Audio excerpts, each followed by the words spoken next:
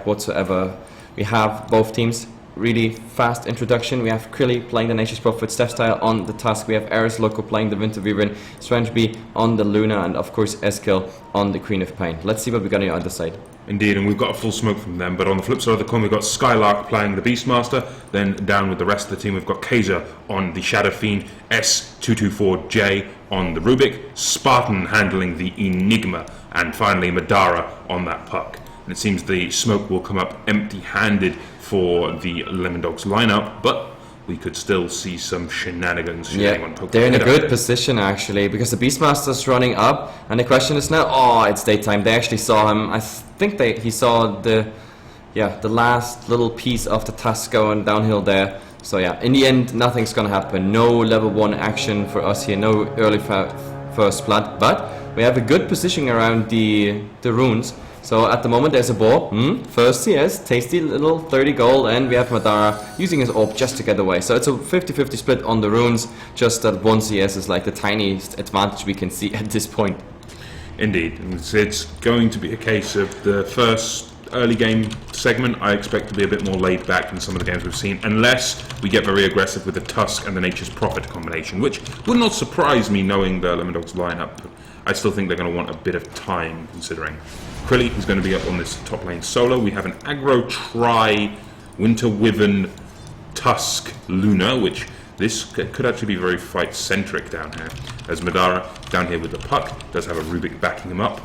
So it's a 3v2 lane, and we've got in the jungle of course the Enigma. So based on the draft and the laning, are you going to change your bet at all, Hefla? No, absolutely not. I still think the combination, the draft we have here by London Conspiracy, if they execute it well and this goes online by 12 to 15 minutes, I think that it's the highest peak of potential, especially with that 1 central core around the Shadow Fiend. Then London Conspiracy has a good stand. We just have to see how much they can capitalize on this then. But for now we are in the laning, and since they are both very standardized, rudinated teams, I don't think we're gonna see much action till level 3 on each of the heroes. I'm just looking forward to Krilly being a very active Nature's Prophet. At the moment he's doing a good job sorting out that Beastmaster, but I want to see him TPing around like we saw yesterday in some teams. Yeah, I should think that'll be the order of business. He wants to be as active as possible, he wants to really enjoy the kills, but Madara there, a bit under attack, but yeah, easy orb away. Yeah, Madara's got to be very careful in this lane, because if he gets caught by a Tusk Snowball, that is going to be a problem. That is going to be a big problem. But mid lane, Kaiser, let's take a quick look at this, shall we? He's 5'2" up against the Queen of Pain of Eskil, who's currently 8-1, so very close in this lane. And it's, as it stands, Eskil's advantage, but when Kaiser starts to get these souls rolling, that's going to be a big problem.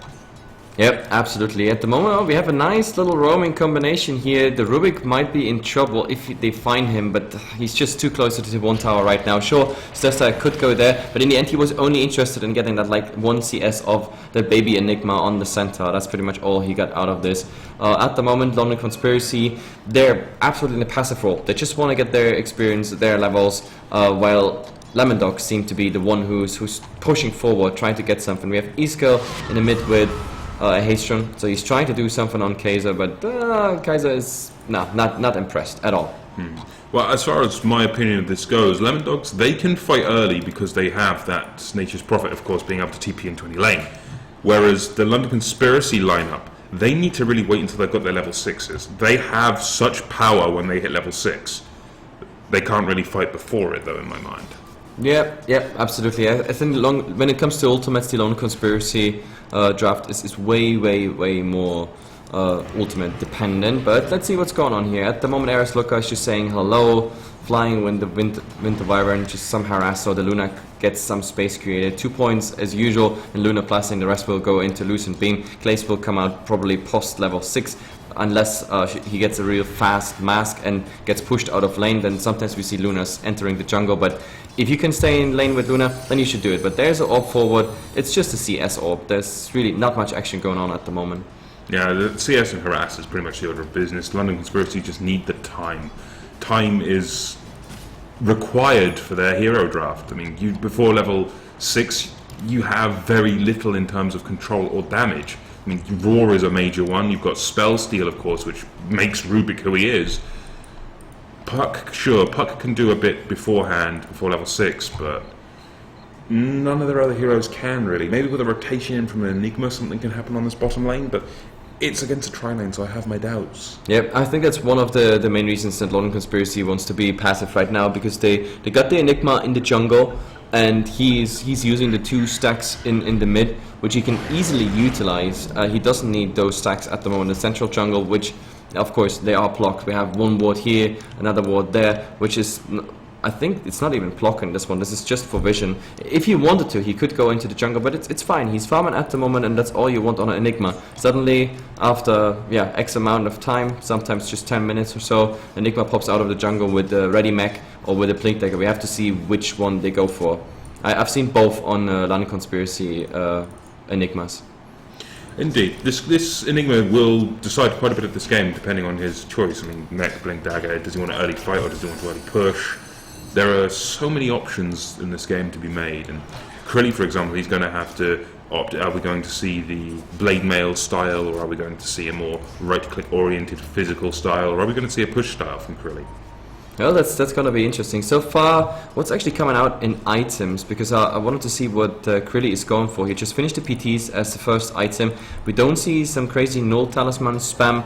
Oh, but there is a TP back. So is this something aggressive? Is this actually coming in somewhere? Because the Rubik is pretty low. The Enigma is, however, in range. And look at Seagate here. Gee, Madara wanted to go so aggressive on it. There is a level 1 Sprout, but it didn't land because the telekinesis saved the day pretty much. But he's still there. There is an AWP, however, possible, so you don't want to go there. Spartan now helping his mates on the lane. In the end, this is really just a I punch you, you punch me. In the end of the day, we just run away from each other. Yeah, there's, as you say, very little that can be done here. Sure, the Winter Wyvern did take a lot of damage, nearly went down to Madara, but all it does take is a Cold Embrace, and you can mitigate the right clicks that would have killed him. It's such a powerful 1-point spell, Cold Embrace. Yep, and well, top the Beastmaster said, sure, you're gonna leave the lane, that means I'm gonna use that all just for a bit pushing, but of course also Tusk is happy that he can actually grab some experience route. The next runes are up, bottom that's taken by the Rubik, the bounty rune. Top that rune is gonna be interesting because it's an Invi rune. The Beastmaster, if he gets it, he is level 6, which means wherever he goes with an invisibility rune, he's gonna have a good time because he has a free initiation. It's gonna be bottled, and there's no vision by Lemon Dogs, which means they have no idea that there is an invisibility rune in the Beastmaster's pocket, or bottle rather, and with that they're gonna go mid. Yeah, if they get the kill here on E-skill, it's going to be quite handy, considering there's the Raw, Razors are there, first blood, the way of Kaiser on that Shadow Fiend. Absolutely, it's just as I predicted, like the invisibility rune, which was literally invisible to Lemon Dogs. They had no idea what was coming. Of course, it's a bit luck which rune you get. Fact is, first blood goes to London Conspiracy, easy one, and also on the hero they need the most, the Shadow Fiend. With that, he can, yeah, he has like what, 10 seconds to 15 seconds free farm. Maybe can even push a bit of tier 1 tower. Exactly what you want at the Shadow Fiend at this point. Yeah, pretty much. And now, well, ultimate-wise, we do also have a black hole available. Flip side of the coin, E-skill does have his Sonic Wave, so we're looking to E-skill to really do some good damage, get some kills rolling. Yep, and talking about rolling, I think Tusk is rolling with his snowball pretty much soon on the Beastmaster. They know the ultimate is on cooldown, and there it goes. There's the first initial stun. He's getting blocked in, but he's trying to walk around, but look at all this damage here. It's definitely enough, but Kaiser's gonna get his revenge. He's gonna stand here, and now the Rubik is also there just to help him. There is no mana whatsoever, though. Oh Jesus, what are you doing here? You have no mana whatsoever. There's a nice block by Krilly, beautiful little micro, and in the end they're gonna try 2 for 1. So yeah, the Shadow Fiend rotation was good. The Rubik rotating in without mana, that it was a big question mark. Yeah, that I'm unsure why. He got a telekinesis off, tried to maybe make some kills happen, but it just didn't go the way of the Conspiracy there. So a little skirmish. As it stands, 2 for 2 each side of the fence right now, but the tower is being heavily pressured here by Lemon Dogs, and this is the threat that London Conspiracy are going to have to contend with. There is a lot of tower pushing capability by the Lemon Dogs. Yeah, absolutely. The pressure on the tower was so high. It's a nice decision by Lemon Dogs. They say, like, guys, we had a nice trade. They have to go back. We use the time, punish that, of course, with siege damage. But, of course, as soon as Spartan showed up, they had to go back. Because a black hole at this point can really cost you, yeah, the good mood of your day pretty much. But in the mid there is a Golden Queen of Pain. She can blink away. Yeah, Raze is not even connecting, but yeah, the Dreamcoil holding the Tusk in place. He can still, yeah, stall some time with the snowball, but that's pretty much it. He is guaranteed dead unless something crazy is gonna happen, but yeah, it's not gonna happen easy going. Yeah, there's very little the Tusk could do to get out of that scenario, and I don't think the Lemon Dogs wanted to even try to save him there. It was too far back. I suppose he still did have his ultimate, but they didn't have the rest of the damage needed to get the kills. Absolutely. Top the Beastmaster. In theory, he has, again, his roar ready. All he needs is someone rotating in. To be honest, it should have been going top. Anyone else going top? Oh, he tries it alone. The Luna doesn't have too much HP. He's even slowed right now. Stick charges on the Luna should keep her alive right now. She doesn't use her ultimate, and the Winter Byron was there just in case. So the Beastmaster, it was a good try, but in my opinion, he should have waited till the Ruby comes in. Level 2 Fate Bolt, that would have been a kill, or translated into a kill. In the end, the Luna has to go back to base, heal up. Nothing happened, and the score is still 3-0. The game relatively slow. Oh, mid lane. Never mind that. There was already a go on Kaiser, but again, even there, no follow-up. Yeah, this is the thing. If the Lemon Dogs keep pressure like this, sure, it'll keep the Lone Conspiracy side second-guessing, but if any of these kills... Any of these attempts would have been kills if there was one more friendly hero nearby. The Beastmaster, like, super aggressive here. He knows exactly what he can do with his heroes. He's slowed. He's trying to slow them as well. And now, Step Style, do they actually go on him here? I mean, no, there's just no way. He doesn't even have enough for the whole combination. And he's using the snowball just on the ball because the ball damage almost bringing down that Winter Wyvern. So, yeah, the little piggy is too strong. Yeah, you got to respect those ballers of the Beastmaster. The slow is so potent on them, and you cannot neglect their physical damage, especially if you don't have a stout shield.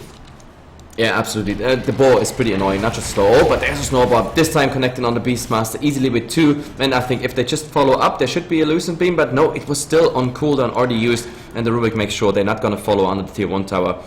So at the moment, what I like the most about these teams is that they rotate so well. There's Spartan trying to get the stun here on Eskil, but yeah, also there too late. It's nice they show off. They're aware of the map. I really like what both teams play together here. You can't really tell who has the advantage. At the moment, it's absolutely 50-50. Indeed. And with it being this close, this will be one hell of a best-of-3 series, I believe. Yep, absolutely. I mean, I'm still waiting for the Black Holes. That is something that still has to come. He's level 9 by now. I think the first time we see a Black Hole, he's going to be already on level 2 Black Hole or something, even though he might not skill that. Because, yeah, Midnight Pulse might come through. We have to see what kind of build he's going for. But at the moment, I think London Conspiracy is happy with the fact that they have relatively free farm, but I think this is gonna be a smoke setup. The Beastmaster picked it up, and there we go. This is 1, 2, 3 plus a Hawk scouting, and we have to see on which one they go. We actually see a Vitality booster picked up by Spartan on that Enigma, which is very unusual. I'm wondering what he's going to build with that. I mean, he's got a Soul Ring, I doubt a Bloodstone. I'm completely unsure what he intends to do with this Vitality booster, but with the smoke active, let's see if we can't get some kills, can we? Yeah, I mean, Winter Wyvern, yeah, he is a good candidate to actually kill. There is a counter smoke. I mean, not consciously actually used. They just did it at the same time. And oh, they go on the Winter Wyvern in the mid. He's already stunned, and that should be easy kill unless he makes it high ground. No, he does not. And that TP in by the Luna, that was completely in vain in the end. Well, should have been being interrupted on the Requiem. There's a nice black hole in the end. He's just getting the Requiem down the face. Winter Wyvern is already back. He comes into the fight, but I'm not really sure if that was a good idea, because look at the Dream Coil connecting to all of them. Now Winter Wyvern is getting cleared up, and even Krilly, he can't move a step. Now he did that step and he's getting stunned. Soul Survivor is pretty much Queen of Pain. That was a horrible fight. That was a very bad fight for the Lemon Dogs lineup. They almost all died. In fact, I'm pretty sure, yeah, Winter Wyvern died twice in that fight. That was horrible. I'm unsure what went wrong there. I'm guessing part of it was a Scream of Pain or a Sonic Wave that really didn't capitalize and hit all 5 heroes.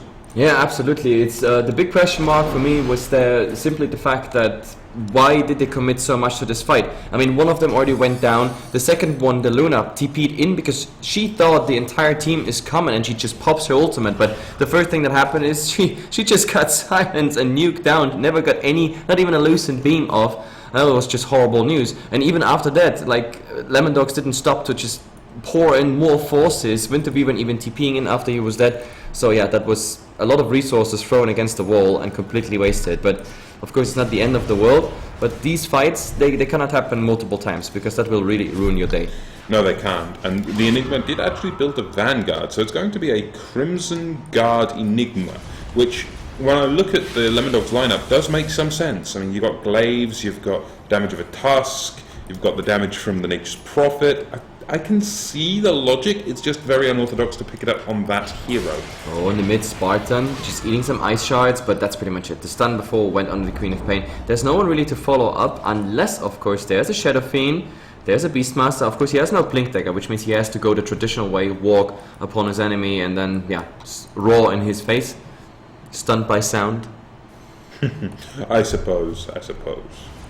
Still, I'm looking for some more objectives in this game, really. These teams, they're getting good momentum behind them, especially London Conspiracy after that last fight, but it didn't really transition into much other than the finishing off of the tier 1 in that mid lane, and it was already low, so maybe they could have gone for more. Yeah, and right now, London Conspiracy, they gather up, is this Roshan? But they do it. They do it next to a sentry ward, but unfortunately no observer ward whatsoever. I still think Lemon Dogs know that this one is going on. The board's already in. The little baby Enigma's gonna tank something up. We have illusions as well, so the timing for doing Roshan is definitely nice. We have a medallion up on the Beastmaster, if I'm not mistaken. So yeah, minus armor on the Roshan. And this one is actually going down. Look at this, 40, 30, 20%. Lemon Dogs not here. And now the ice shots might scout. Nope, not even that. So London Conspiracy, on top of that amazing fight in the mid, they just got a free Roshan undetected by Lemon Dogs. And Krilly nearly goes down as well. He had to TP out under the tower, and that was a Dream Coil invested. So this is going to be a transition into a tier 1. But in the mid, look at this, the snowball being used in the other direction. Actually, on their way, drive-by little stun, the ice shots being blocked. Or just used to be blocking like Kaiser out for no pursuit. At the moment, Lemon Dogs, they try to do here and there some split push, while of course the Roshan was going on, but in the end, they just barely escape here. London Conspiracy now starting to get some pace. Yeah, if LC keep up this kind of pace, they're going to be able to transition into the mid to late game quite well. And we can see on the graphs quickly, it's a 4k gold lead the way of London Conspiracy, and about a 7.5k experience lead for London Conspiracy. Oh, there's a roar! Onto RS Loco, in comes Madara with a Blink Dagger. He's going to be able to finish off that Winter Wyvern immediately, and that's going to be an easy pick-off. Yep, absolutely easy pickoff, and at the same time we also have a little clash here in the mid. Queen of Pain still able to blink out in 2 seconds. There is no follow-up, just the Rubik actually getting the blink, which makes it easy for him to actually initiate. If they have the initiate on him, oh, Shadow Fiend versus Krilly, but Krilly can easily TP out. He also has an Orchid, so he can prevent Kaiser from actually nuking him down with the free race combination when he's sprouting himself or something like that. And since we're going to see a go onto Kaiser, actually, he's going to TP up aggressively, he's Krilly, and he's got that Orchid, so there's going to be no way Kaiser can survive this, you would think. Requiem's still going to get popped. Can they finish him off? Yes, they can, but that's only the Aegis. He's going to come back for another round, and I'm wondering if we're going to see any kind of They don't have enough refight. steam for more here. Even the Rubik might come in. He has another blink, but is enough? Yes, he has more than 180 mana, which means he can blink in. Telekinesis someone up, but now he needs Kaiser, but Kaiser already called the retreat, and now Rubik is of course in trouble because he thought his team is actually going on this one, but Kaiser left his mate there alone. I think that was an unnecessary kill and a communication problem. Yeah, I agree with that as well, but if we take a look, Skylark and Kaiser are setting up. They want to try to get some momentum going on this lane again. Do we have a roar? We do now, in 2 seconds. So we're looking for a fight, really. We're looking for a pick-off. You need to keep abusing the roar as much as possible. We And look at his gold. Black hole. The gold is the most important thing at the moment, what I'm looking at on the Beastmaster, because he is pretty close to that dagger, and once that dagger is coming out, they have such a nice initiation, especially the soft targets like the Luna at this point, the Winter Wyvern, Krilly on the Nature's Prophet. These are easy targets you can get down with a right click and 2 raises, and whatever collateral damage there is, it's also like a first setup for the next step, which would be, for example, a black hole.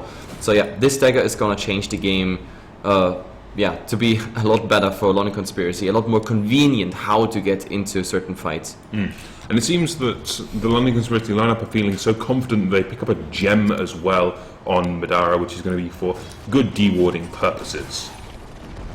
Well, we have to see. I mean, at the moment, it seems like Lemon Dogs, they're just focused on farming. I mean, Lemon Dogs, in theory, just by their draft, they could try to do some split push, or make some split push happening. We have Krilly, obviously, he's pushing out the lanes. We have the Luna now, that's what I said, like, if it gets too hot on the lanes, she's going into the jungle, she has the Helm of Dominator, so she can just farm away without losing a single HP. But let's see, we have a smoke by London Conspiracy, 4 of them are heading towards it, next to the Hellbear Smasher, which is obviously used to stack those Ancients, and they're gonna wrap around. This is ballsy.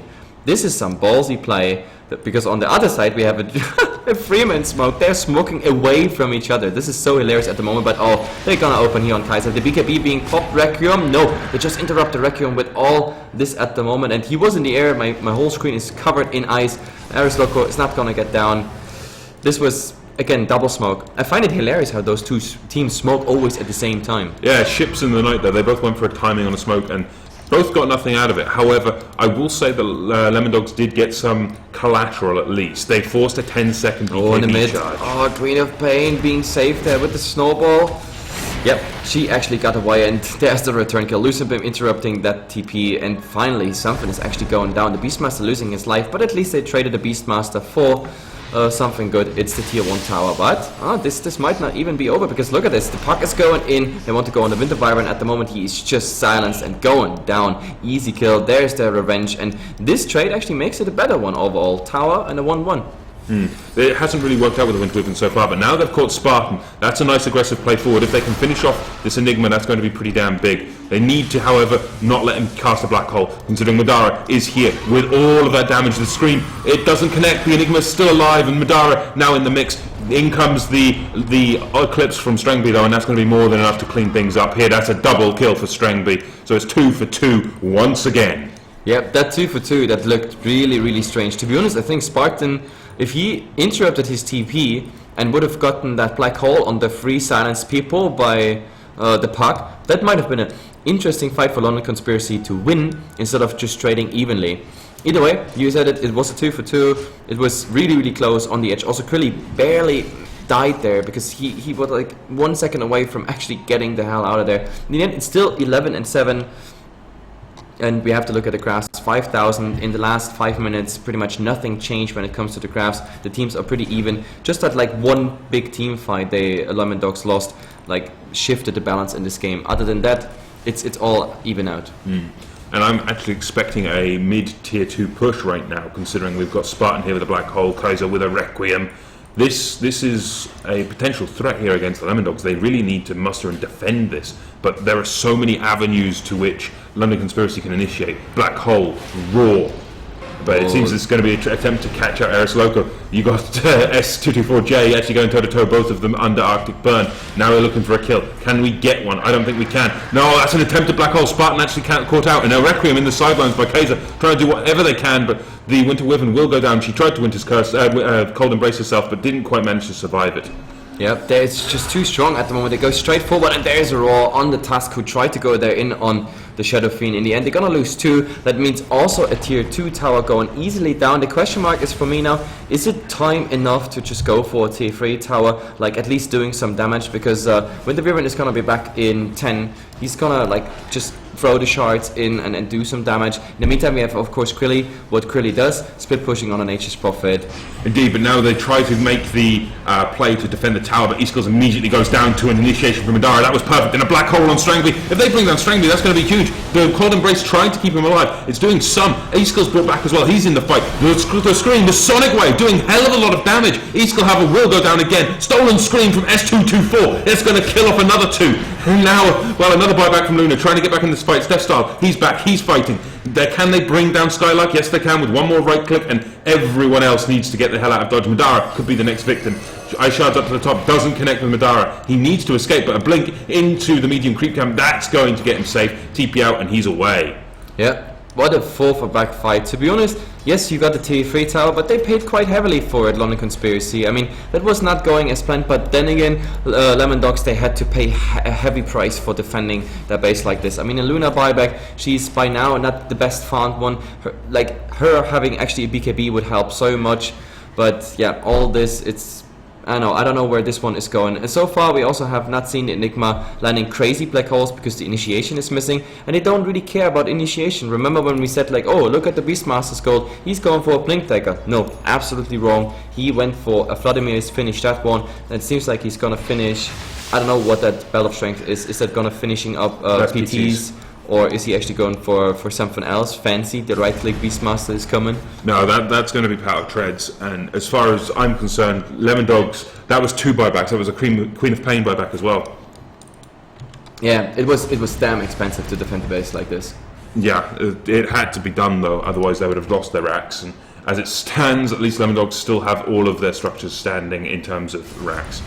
Crilly, however, how's he doing? He's got an Orchid, he's got a Necro 1. I think this might be a bit of a split push profit game, considering Crilly has started to already migrate that way in terms of items. Yeah, and talking about Necro, like the Beastmaster Necro would also be quite amazing, because so far these fights are occupying the entire team. They need all the resources to defend, be aggressive, etc. If you have in the same time Necro Warriors working on siege damage, for example, all being used and utilized in a fight, that is also something nice by LAN Conspiracy. The fact is, they're 7 kills ahead. If you look at the net worth, the Enigma is goddamn rich, almost as rich as the Shadow Fiend, who is leading the chart.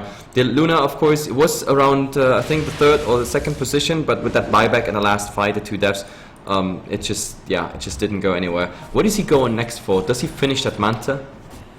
I think he has to, but I would argue that he needs a BKB more. I mean, even if he gets a BKB, he's susceptible to Raw, he's susceptible to Black Hole. There are so many things in this game that can kill him. A Manta, I suppose, would get him out of a few, but he really needs Manta, Satanic, and BKB. Yeah. Also, the biggest problem at the moment, what we never talked about, is that early gem on an Enigma.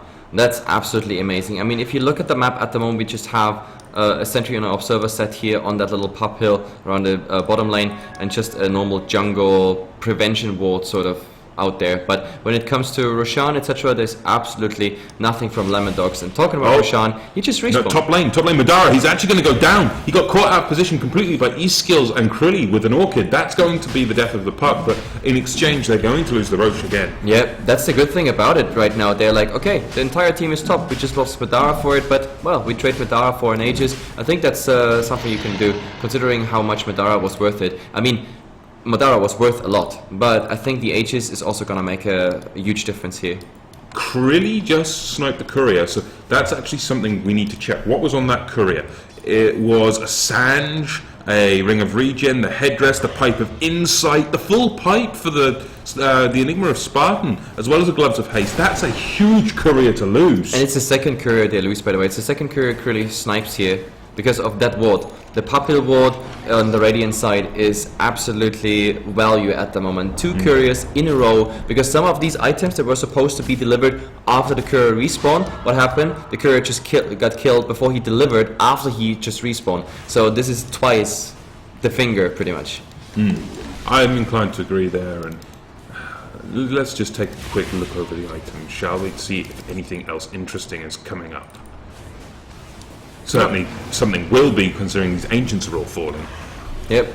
The Beastmaster is of course on the way to Necro now. Well, I hope he is, unless we were completely wrong with that. I really hope he goes for Necros. It adds some more units to the fight. True, he could go Necro with that Belt of Strength. I should think he'd finish up his boots though, considering some more stats just into PTs and then into Necro. Well, yeah, stats wise might be smart. Plus, so far in this game he has been really aggressive also in a solo matter, but look at this, they're smoking directly into the base, something maybe Lemon Dogs don't expect. There is actually the race is giving it all away, the Yule Scepter, and well, they're not gonna use anything crazy for this, just a single Raw is gonna be it. And look at this, they just go for it. There are the Rexes. Lemon Dogs can't really do anything, but on the other side of the map they're gonna go for a tier 3 tower. I mean, LAN Conspiracy is ahead at the moment, like in this base race situation. The TVs have to come back. The Rubik try to do something but dies immediately with the combination of Orchid plus the rest. And oh my god, in the top lane they say like, okay, you want a base race?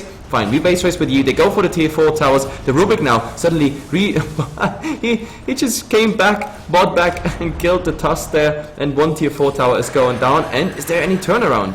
Well, it seems there is. In comes the Sonic Wave combo with a Requiem to follow it up in the reverse. Crilly in a bad way. He's taking right click after right click, but Glimmercape's going to buy him some time. The Winter Wyvern still alive as well. That was off the back of a buyback. And all of the damage being thrown out. Kaiser, they're going to try to repel him from the base. The Rax is still standing in this mid lane. It's going to buy a little bit more time, but they're going to lose the Tusk once again. The Ice Shard still being thrown in by RS Loco though. All of that damage. The Aegis Force. Spartan in a bad way now as well. If they bring down this Enigma, that's going to be huge. But Kaiser, he's back and he wants to fight. 1 raise, 2 raise. The Cold Embrace buying Crilly some time. The Enigma will go down. That's a gem on the deck. Madara manages to finish off the Winter Wyvern. But now, Crilly, he's still fighting strong. He's trying to do everything he can, but 1 raise as well as Madara and a Weni Rift is going to be more than enough to clean up Crilly. Yeah, and with so many dead, they might even go for the rest here. Like the range tracks already is going down. The effigy is completely ignored. Let's just go for the tier 4 towers. Like completely objective gaming, rushing for the throne.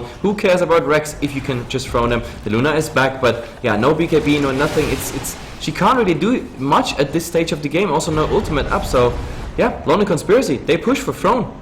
If they get the throne, this is going to be massive. But Critty, he gets caught by a Dream Coil. There's no way he's going to be able to escape this. I hear Aurora as well. It's on E-Skills on the other side of the Ancient. There's no way he can survive this. Surely, one more right click, it doesn't manage to kill him, and he's bottling up within the base. The snowball in from Stepstar. That's going to Black Hole can, but Black Hole catches Strangely, and that's going to be another kill. Cold Embrace, not enough to save him. Down goes E-Skills again, by Luna and by the Quap. The Ancient is still falling, however. They need to kill these heroes, but they can't. BKB by Kaiser, he's just going to town. Strangely, E-Skills trying to do everything they can, but Scream stolen by S22. He's doing a good amount of damage. The Fade Bolt flying around as well, and the Ancient will fall. There's nothing they can do to repel this. That was just a throne rush, and it worked. This game reminded me more of Heroes of the Storm than Dota, because it was like, who cares about Faults and Rexes and whatnot? We just go for the one objective that actually matters. It was the throne. London Conspiracy being so persistent, and of course Lemon Dogs, they try to really defend, but the problem is it Krilly's dieback and Luna's ultimate being down, her farm not being very supportive to the overall situation in those fights. They just kept running against the wall, and London Conspiracy, for a second there, it looked like they want to go out of this fight. But in the end, it ended up they were like, hey guys, we are winning this fight even after we are low in resources, mana and HP, and we just keep on pushing tier 4 towers. End of story. So yeah, London Conspiracy taking this game. Won. I gotta say, it should have been an indicator when we look at the Enigma's items. He went for a Crimson Guard. He went for a pipe. Yep. It's like, okay, we're going to get all the things to break the base. They even had a Vladimir's. Yeah, Vladimir's, we had, Pipe, Vladimir's, we pretty much, we had Mech, and all the other auras you can pretty much get except for AC. The AC, I think, was the one aura we were AC's missing. very late game, though. It's like tier 3, tier 4 item. But the rest of them, cheap early game items on the hero like Enigma who can throw the mana towards it. They just go for it. It worked. Absolutely. So guys, that being said, let's see if our camera still works. Yes, our camera still works. So guys, that being said, first game, 2 more potentially to come, but yeah, it's a best of 3, so they're gonna have a smoke, I think, and when this is over, guys, we are going into game 2. 5 minutes, some music, that's pretty much it. Yeah, we'll be back shortly, ladies and gentlemen.